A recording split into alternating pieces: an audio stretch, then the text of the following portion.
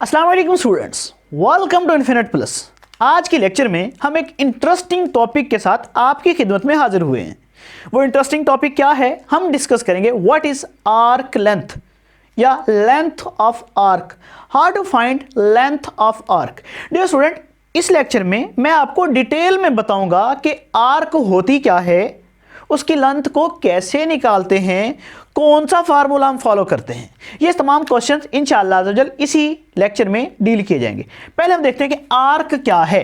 देखिए dear student, मेरे पास ना कोई कर्व है, सपोज दैट कोई कर्व आ गई। अब ये जो कर्व है इसका कोई सा पार्ट, सपोज दैट ये कर्व हमने यहां से यहां तक कट कर ली, ये इतना सा पार्ट बन गया, इतना सा।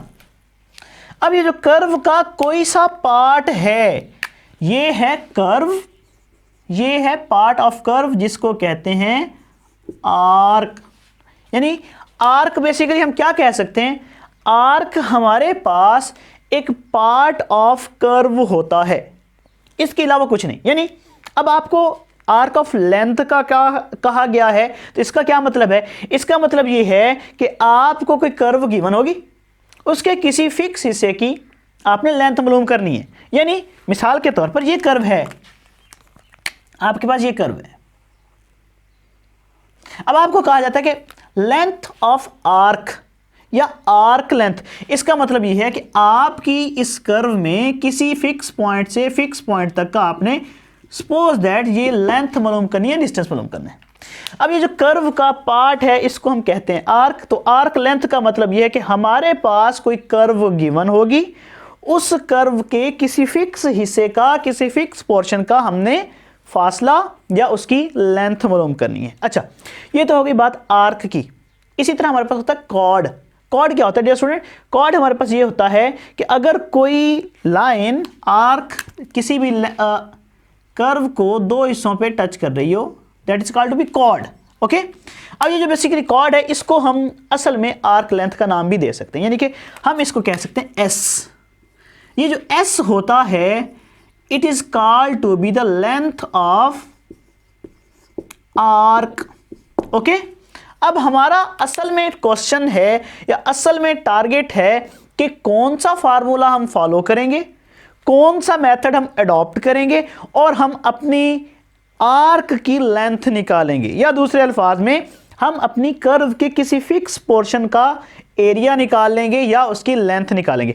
अब देखिए हमारे पास यहाँ से लेकर यहाँ तक एक, अब आप इसका तरीकाकार समझें। मिसाल के तौर पर मेरे पास कोई एक पोजीशन वेक्टर है, ओके, ये है O और ये पॉइंट है P। ओके, अब आपको पता है मिसाल के तौर पर ये जो पोजीशन वेक्टर है OP, इस स्पेस में हम इसको कह देते हैं R, और हमारे पास कौन कौन से पॉइंट्स आ जाएंगे अगर ये स्पेस में है, तो आ जाएगा XI, YJ और ZK। ओके, हमने इस पॉइंट का यहां से लेकर यहां तक की एक मूवमेंट है,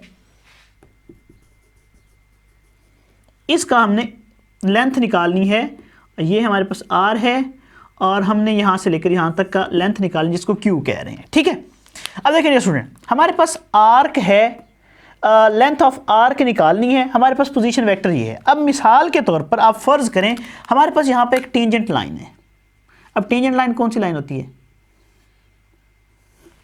ऐसी लाइन जो कि कर्व को एक पॉइंट पर कट कर रही है। ओके, अब ये अगर टेंजेंट लाइन है तो हमारे पास, जैसा कि ये देखें मिसाल के तौर पर मेरे पास एक्स एक्सिस और वाई एक्सिस है, ये एक्स एक्सिस है और ये क्या है वाई एक्सिस। इसके अलॉन्ग हमारे पास क्या होता है यूनिट वेक्टर आई, और इसके अलॉन्ग क्या होता है यूनिट वेक्टर जे। सिमिलरली ये जो टेंजेंट लाइन ली है, ये जो टेंजेंट वेक्टर लिया है, हम इसका यूनिट वेक्टर डिसाइड करते हैं, कंसीडर करते हैं D R over D S. Okay, अब ये जो टेंजेंट लाइन है इसका unit vector D R over D S है, और हमें पता है कि यूनिट वेक्टर जो होता है उसकी मैग्नीट्यूड किसके इक्वल होती है, 1 के इक्वल होती है। ओके, एस क्या है, लेंथ ऑफ आर्क।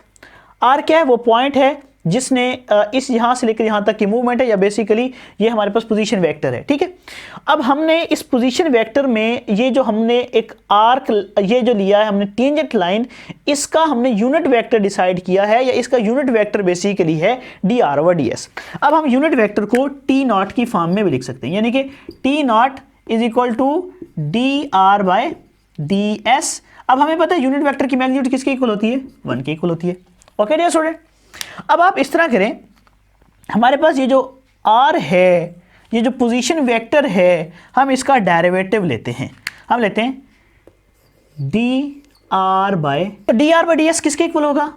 ये आ जाएगा d by ds into x i y j and g k. Okay dear student, अब हमारे पास क्या बनेगा, ज़रा गौर करें। हमें पता है ये किसके इक्वल हो जाएगा, dx over ds I, dy over ds J and dz over ds के। ठीक है, अब हमें पता है कि ये जो है ये बेसिकली dr बाई ds, अगर हम इसकी मैग्नीट्यूड लेते हैं, ये 1 के इक्वल होता है। बेसिकली हमारे पास ये unit vector of tangent line या टेंजेंट वेक्टर है, तो हमारे पास इसका किस तरह आ जाएगा, dr बाय ds मैग्नीट्यूड किसके इक्वल आ जाएगा, इस साइड का भी आपने मॉड ले लेना है। और मॉड का तरीकाकार क्या होता है, हर कंपोनेंट का स्क्वायर और होल का क्या लिया जाता है, स्क्वायर रूट। तो ये आ जाएगा dx by ds square, dy by ds square और dz by d of s square whole के ऊपर क्या आ जाएगा, स्क्वायर रूट। ठीक है डियर स्टूडेंट, अब हमें पता है कि ये t नॉट के इक्वल है और t not basically magnitude of unit vector tangent vector, तो ये हमारे पास किसके इक्वल आ जाएगा, 1 के। तो यहाँ हम लिख देंगे 1 is equal to dx by ds square, dy by ds square, dz by ds square. Okay, अच्छा डियर स्टूडेंट, यहाँ पे एक छोटे से पॉइंट को समझिएगा। मैं यहाँ पे चेन रूल ले रहा हूँ, मेरे पास है dx बाय ds, ये किसके इक्वल होगा, अगर हम चेन रूल अप्लाई करते हैं आ जाएगा dx by dt dt by ds। अच्छा, ये तो बेसिकली हमारे पास चेन रूल है, लेकिन आप इसको यूँ समझ लें कि ये फैक्टर इससे कट गया, हमारे पास dx बाय ds की फॉर्म आ गई है। सिमिलरली dy किसके इक्वल होगा, dy बाय ds इक्वल होगा dy by dt dt by ds। Similarly z वाला कंपोनेंट किसके इक्वल आ जाएगा, dz बाय ds इक्वल होगा dz by dt dt by ds। Okay, अब हम यहाँ पे dx बाय ds की जगह पे ये पुट कर देते हैं, dy बाय ds की जगह पे ये वैल्यू पुट कर देंगे और dz बाय ds की जगह पे हम ये वैल्यू पुट कर देंगे। ज़रा देखते हैं, 1 इक्वल होगा, अच्छा 1 का स्क्वायर लें तो स्क्वायर रूट लेंगे जब 1 की, तो वो 1 का 1 रह जाएगा और यहाँ से स्क्वायर रूट का साइन खत्म हो जाएगा। ठीक है dear student, dx by ds की जगह पे हमारे पास क्या आ जाएगा, dx over dt dot dt by ds, इसका स्क्वायर।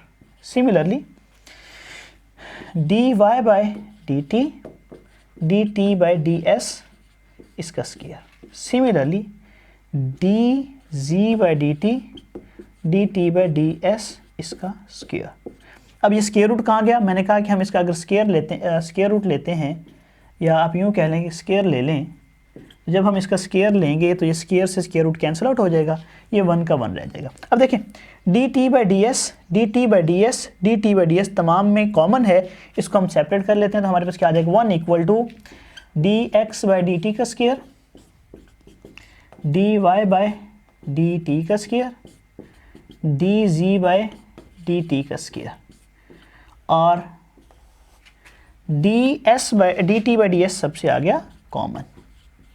ठीक है डियर स्टूडेंट, जब हम इसको इस साइड पर लेकर जाएंगे तो हमारे पास क्या आएगा, ज़रा गौर कीजिए, क्या आ जाएगा, ds by dt square equal होगा, ये जब उस साइड पर जाएगा तो रेसिप्रोकली चेंज हो जाएगा और इसी तरह ये आ जाएगा dx by dt square plus dy by dt square plus dz by dt square. Okay, जब हम इसका स्क्वायर लेंगे तो स्क्वायर रूट कैंसिल आउट हो जाएगा, जब स्क्वायर रूट लेंगे तो स्क्वायर कैंसिल आउट हो जाएगा, हमारे पास आ जाएगा ds, मैं इसको दूसरे ये आ जाएगा हमारे पास ds बाय dt इक्वल होगा dx ओवर dt का square plus dy by dt का स्क्वायर और plus dz by dt square. Okay, तो जब हम t को इस साइड पर ले आएंगे तो हमारे पास ds इक्वल आ जाएगा dx by dt square dy by dt square और डी जी बाई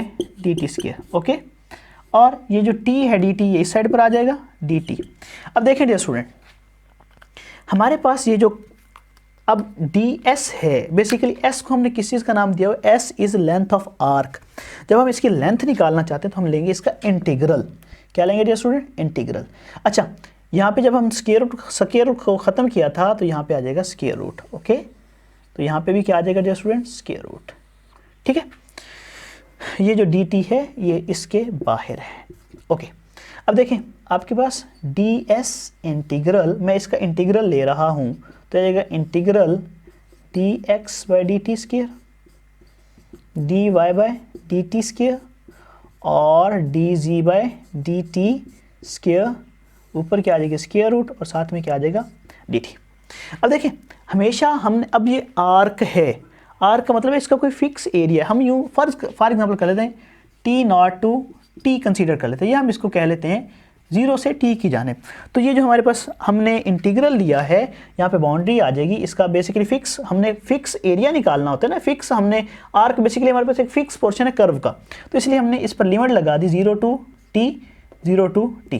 तो जब डेरिवेटिव से इंटीग्रल कैंसिल, हमारे पास आ जाएगा s into 0 to T which is equal to integral 0 to T. अच्छा देखिए ज़रा, ये हमारे पास पोजीशन वेक्टर है r, जिसको हमने नाम दिया एक्स आई वाई जे और जी के। जब हम इसका डेरिवेटिव लेंगे विद रिस्पेक्ट टू टी, हमारे पास क्या आ जाएगा, d r by d t equal होगा d x over d t plus d y over d t j plus d g over d t k, okay. अब जरा देखें, हम इस चीज़ को लिख सकते हैं आर डॉट, इन सब को हम लिख सकते हैं एक्स डॉट, या x का डेरिवेटिव सिमिलरली y का डेरिवेटिव और z कंपोनेंट का डेरिवेटिव, ऐसे कह सकते हैं ना। जब हम इसकी मैग्नीट्यूड लेंगे तो बेसिकली इन सब की मैग्नीट्यूड बेसिकली इसी की इक्वल आ जाएगी। तो ज़रा देखें मैग्नीट्यूड हमारे पास क्या होती है, मैग्नीट्यूड हमारे पास ये होता है ना कि हर कंपोनेंट का स्क्वायर और ऊपर क्या आ जाएगा स्क्वायर रूट। अब देख लें, हर कंपोनेंट का स्क्वायर है, ऊपर क्या आ रहा है स्क्वायर रूट, यही चीज़ यहाँ पे अपेयर हो रही है, तो हम इसको यहाँ पे डायरेक्टली ये लिख देते हैं R dot D of T. क्या मतलब है, that is called to be the length of arc. क्या मतलब है इस बात का, डियर स्टूडेंट, जब आपको कहा जाएगा कि कोई कर्व गिवन है, equation of position vector given है, आप उसकी लेंथ ऑफ आर्क निकालें, तो लेंथ ऑफ आर्क का हमने चेक कर लिया है, इसका फार्मूला क्या बन रहा है, integral 0 to T R dot mod of T. मतलब क्या है, जो आपको पोजीशन वेक्टर गिवन होगा आपने उसका लेना है डेरिवेटिव, डेरिवेटिव लेने के बाद आपने उसका लेना है मॉड, ओके। मॉड का मतलब क्या होगा, हर कंपोनेंट का स्क्वायर और ऊपर क्या आ जाएगा स्क्वायर रूट। अब यहाँ पे एक बात और भी आपको गौर से समझने वाली है, वो आप इसके डेरिवेटिव को, मिसाल के तौर पर कोई कंबाइन फंक्शन आ जाता है तो उसको आपने यूँ कर लीजिएगा, एक्स पैरामीटर को एक्स वाले जो फंक्शन है उसको अलहदा कर लेना है, वाई और जी वाले को अलहदा करके आपने उसका डेरिवेटिव ले लेना है, फिर उसके बाद आपने स्क्वायर रूट या स्क्वायर अप्लाई करके ऊपर स्क्वायर रूट ले लेना है, ठीक है। उसके बाद आपने लिमिट अप्लाई करनी है 0 टू टी। अगर आपको कोई भी कर्व गिवन है उसकी लिमिट अवेलेबल हुई तब तो आप वही फिक्स लिमिट पुट करेंगे, अगर लिमिट अवेलेबल ना हुई तो तब आपने 0 टू टी की फॉर्म में लिमिट लेनी है। मतलब क्या है कि आपको जब आर्क लेंथ का कहा जाएगा, आपको जो भी कर्व गिवन है, इक्वेशन ऑफ कर्व गिवन होगी, यानी कि जो पोजीशन वेक्टर गिवन होगा, आपने उसका डेरिवेटिव लेना है, हर कंपोनेंट का स्क्वायर लेकर ऊपर स्क्वायर रूट लेकर जो आपको लिमिट गिवन होगी वो डिफाइन करनी है। मिसाल के तौर पर मैं आपको एक एग्जाम्पल देता हूँ, आपको कहा गया कि आपके पास एक पोजीशन वेक्टर है आर, जो है cos t i plus sine t j और प्लस टी के की फॉर्म में। मिसाल के तौर पर आपको कहा जाता है कि आप इसकी आर्क लेंथ निकालें। ये आपको एक कर्व, इक्वेशन ऑफ कर्व यूं भी कहा जा सकता है, इक्वेशन ऑफ कर्व गिवन है, आप इसकी आर्क लेंथ निकालें और आपको ये कहा जा सकता है कि आपका जो टी है ना ये वेरी कर रहा है 0 टू 1 के दरमियान, यानी T less than equal to 0, 0 to 1, ये आपकी टी की जो वेरिएशन है वो गिवन है। अब आपने इसको कैसे करना है डियर स्टूडेंट, आपको पता है आर्क लेंथ का फार्मूला क्या है, आपके पास फार्मूला है D dot are dot D T की फॉर्म में, इंटीग्रल की फॉर्म में। देखें जब हम कोस टी का डेरिवेटिव लेंगे हमारे पास क्या आ जाएगा माइनस साइन टी, ठीक है। मैं डायरेक्ट कर रहा हूँ, जब आप साइन टी का डेरिवेटिव लेंगे तो हमारे पास क्या आ जाएगा cos t, और जब आप t का डेरिवेटिव लेंगे तो हमारे पास क्या आ जाएगा 1। अब आर्क लेंथ का फार्मूला क्या है, हमने यहाँ पे देखा है dx और dt square plus dy by dt square plus dz by dt square whole के ऊपर क्या है, स्क्वायर रूट है। तो आपने हर कंपोनेंट का क्या ले लेना है, स्क्वायर, स्क्वायर, और यहाँ पे भी क्या आ जाएगा, स्क्वायर। 1 का स्क्वायर बेसिकली 1 आएगा। ऊपर क्या ले लेंगे हम, स्क्वायर रूट, और हमारे पास बेसिकली आर्क लेंथ में इंटीग्रल भी इन्वॉल्व होता है। तो इंटीग्रल कहाँ से कहाँ तक आ जाएगा, हमारे पास आ जाएगा 0 to 1, यहाँ पे आ जाएगा dt। ओके, अब देखें स्टूडेंट, हमारे पास क्या आएगा 0 to 1 साइन स्क्वायर t बन जाएगा ये, और प्लस कोस स्क्वायर t, और आपको पता है sine square t plus cos square t किसके इक्वल होता है, और प्लस 1 dt। ठीक है, ये बेसिकली कंपोनेंट 1 हो जाएगा। हमारे पास आ जाएगा 0 to 1 1 plus 1 square root dt, ये स्क्वायर रूट 2 आ जाएगा, और आपको इसका जो इंटीग्रल है वो basically square root 2 into T 0 to 1 की फॉर्म में आ जाएगा। जब आप इस पर वैल्यू पुट करेंगे t की जगह पे पहले अपर लिमिट फिर लोअर लिमिट, तो हमारे पास इस आर्क की जो लेंथ आई है वो स्क्वायर रूट 2 आई है। ओके, तो ये है हमारे पास तरीकाकार आर्क लेंथ को निकालने का। अगेन सुन लें, जो भी आपको आर्क गिवन होगी, जो पोजीशन वेक्टर गिवन होगा, या जो आपको इक्वेशन ऑफ कर्व गिवन होगी, आपने उसका डेरिवेटिव लेना है। डेरिवेटिव लेने के बाद आपको जो लिमिट गिवन होगी, आपने उसको इंटीग्रल की फॉर्म में इस फार्मूले में जो आपको ये फार्मूला गिवन है वहाँ पे अप्लाई करना है, और अपने क्वेश्चन को इंटीग्रल की मदद से या इंटीग्रेशन लेने के बाद सॉल्व करना है। तो डियर स्टूडेंट, मैं आपको यहाँ पे एक और बात बताता चलूँ, अगर आप डिफरेंशियल ज्योमेट्री पढ़ रहे हैं और आपकी डेरिवेटिव और इंटीग्रेशन वीक है, तो काइंडली अपने बेसिक डेरिवेटिव और इंटीग्रल को स्ट्रॉन्ग कर लें। इंशाअल्लाह अज़्ज़ा वजल नेक्स्ट लेक्चर में हम डिस्कस करेंगे कुछ और different problems of arc length या लेंथ। अभी के लिए इतना ही, अल्लाह हाफ़िज़।